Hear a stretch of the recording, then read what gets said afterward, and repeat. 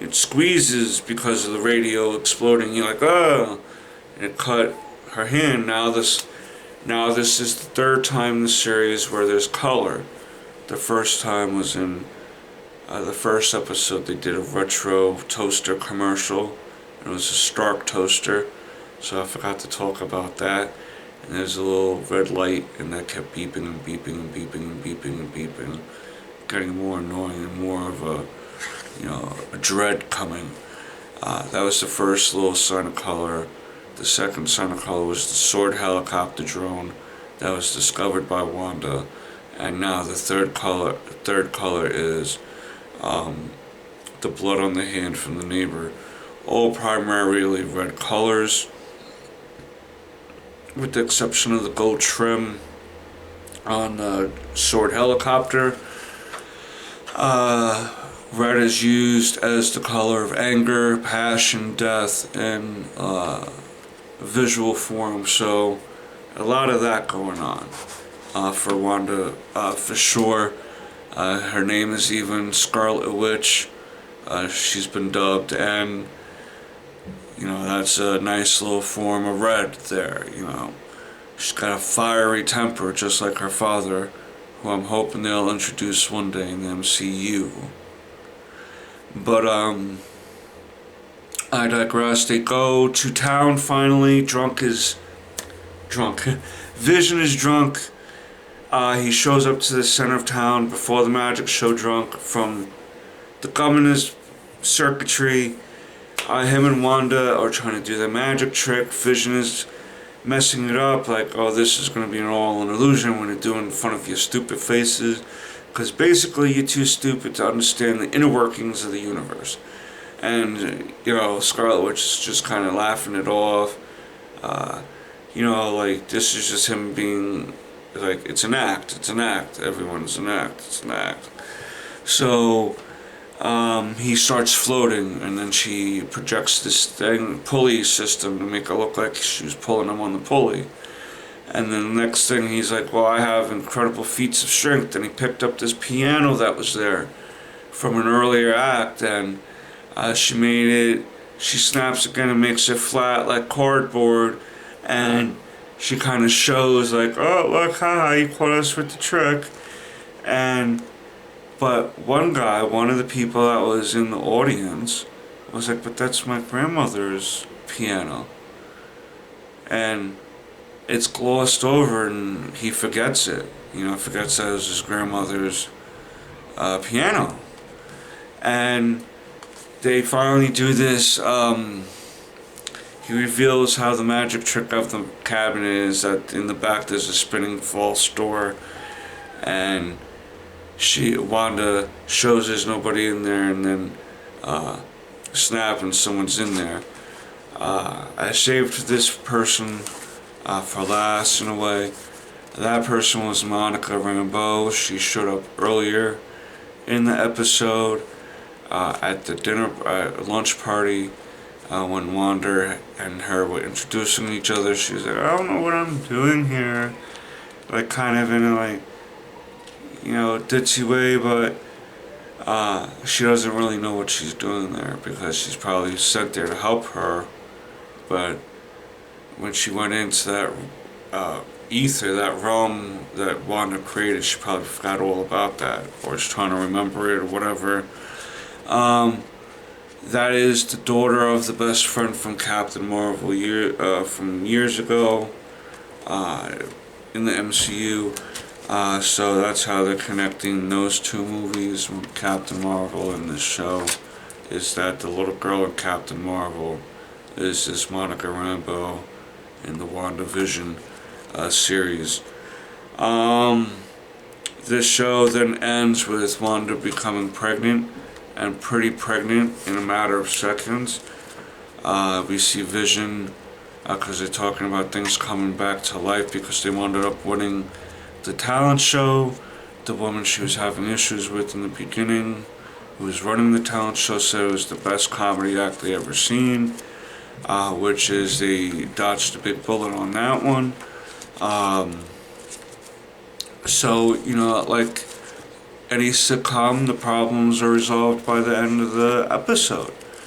But this is going to be a running show that's different from those, because now we're ending the show in the 70s with color, and as we know, uh, things are going to start probably heating up. Oh, and at the end, the guy with the beekeeper suit with all the bees, when he comes out of the sewer at the end, Wanda goes no, and she winds it all back to them being in the house again, and basically erasing that the guy was there, and then transforming into the color and the 70s, and then the babies, because we know in the trailers it's going to be twins. So that's how the second episode of WandaVision ends. I think they stayed as authentic as they could with the shooting. I think that the effects, they tried to make the effects look like they were part of that time period, and they looked good. It didn't look cheesy. They try to keep with the cheesy jokes, and they try to keep with the multi-angle views of the sitcom era back then. A lot of nice nods, Mary Tyler Moore. You got a lot of nice nods to, like I said, Dick Van Dyke. Leave It to Beaver, probably. A lot of these other shows that I'm not remembering. The TV Land shows, if you're my age, mid-40s, you remember TV Land. A lot of those old black and white shows they're referencing. I definitely give this 8.5 out of 10. The only issues I have so far, and I don't even really think I have too many issues with it if I'm thinking about it, because I do like how it's looking. I am liking the character development of some of the side characters. I am interested in how much does this neighbor know. I'd kind of like to see what it looks like from the outside. What is it that S.W.o.r.D is looking at to prompt them to come to Wanda's location like that? And I'm kind of just, these are nitpicks, that's why I'm kind of like at a 8.5 with it. And then I'm kind of irritated they didn't show how Vision.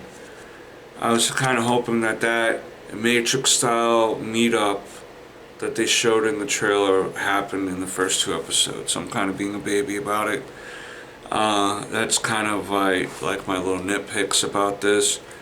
But I think it was well written. I think it was well acted. I think that they did really well with trying to portray the eras, the areas of TV that they're portraying. And I'm really interested in seeing how this 70s episode goes, because it looks like a Brady's Bunch style setup. And I will say, if you wanted to talk about women's rights, right, and women's value to their families and sitcoms, if you look at the Housewives and shows like Dick Van Dyke, I Love Lucy, you take it as guys being macho and the woman's being subservient to the man. I think it's just that they're splitting the responsibilities equal. You know what I mean? And if you really look at it,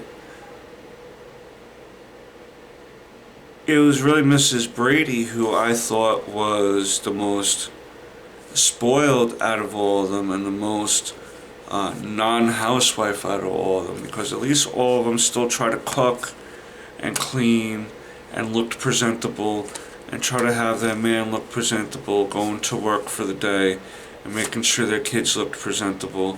Mrs. Brady didn't do any of that, and that was the 70s, and that was supposed to be the era of where women's liberally started kicking off, that we're just going to hire a maid. If women's lib really wanted to kick off and have that shown in the show, should have been a man made then, if you really want to switch everything up on its ear. But you had a housewife who didn't earn not a one bit of money that her husband was bringing in. Should have kicked her out and married Alice. Because Alice was making sure them kids was eating and ironing and sweeping and all that stuff. As Mrs. Brady got to hang around her mod squad apartment and fucking hit on the milk boy and the pool boy. Why is the pool boy coming, Mrs. Brady? There ain't no goddamn pool in the backyard. Jesus. But I digress. Thank you for coming by. Please subscribe to Tully Talks. Comment, share, like, all that beautiful stuff. Until next time, Snookums. Peace.